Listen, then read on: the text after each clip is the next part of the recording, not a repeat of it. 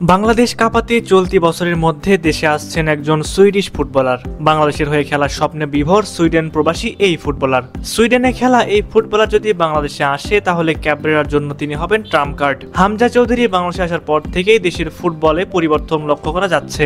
একের পর এক আসছে সুখবর। ইউরোপ আমেরিকায় খেলা বাংলাদেশি বংশোদ্ভূত ফুটবলারদের নিজের দেশের হয়ে খেলার জন্য আগ্রহ প্রকাশ করেছেন অনেকেই। তারই ধারাবাহিকতা ধরে রাখতে এবার দীর্ঘদেহী একজন ফুটবলারকে পেতে যাচ্ছে বাংলাদেশ। সেই ফুটবলার সম্পর্কে তো আমরা অবশ্যই জানবো, তবে তার আগে বলে রাখি, আপনারা এখনো যারা আমাদের নিউজ এক্সট্রা বিডি ইউটিউব চ্যানেলটি সাবস্ক্রাইব করেননি তারা এখনই সাবস্ক্রাইব করুন। পাশাপাশি আমাদের news extra BD sports Facebook পেজটি ফলো করুন, কেননা আমাদের ফেসবুক পেজ এবং ইউটিউব চ্যানেলের মাধ্যমে আপনারা প্রতিনিয়ত বাংলাদেশের ফুটবলের ট্রান্সফার থেকে শুরু করে সব ধরনের আপডেট সবার আগে পেয়ে যাবেন।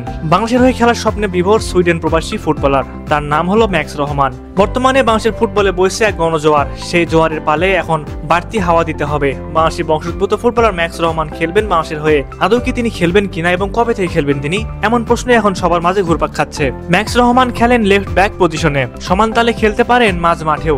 দীর্ঘদেহী এই ফুটবলের বয়স মাত্র 19 বছর। সুইডেনের বয়স ভিত্তিক জাতীয় দলে খেলছেন ম্যাক্স। 2022 সালে অনূর্ধ্ব 21 পর্যায়ে 3 ম্যাচ এবং অনূর্ধ্ব 19 পর্যায়ে 27 ম্যাচে মাঠে নেমেছেন তিনি। তাদের সাথে সম্প্রতি সম্পর্কটা ভাঙছেন ম্যাক্স রহমান।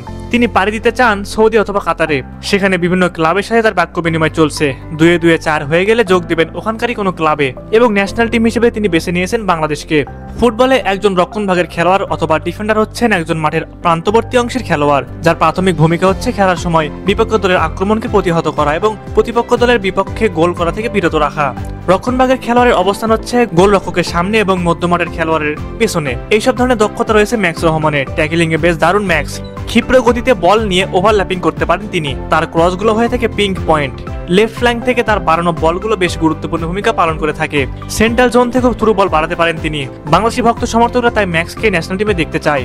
জলাতান ইব্রাহিমোভিচের দেশের বয়স ভিত্তিক ন্যাশনাল টিমে খেলে বাংলাদেশি বংশোদ্ভূত ফুটবলার ম্যাক্স রহমান।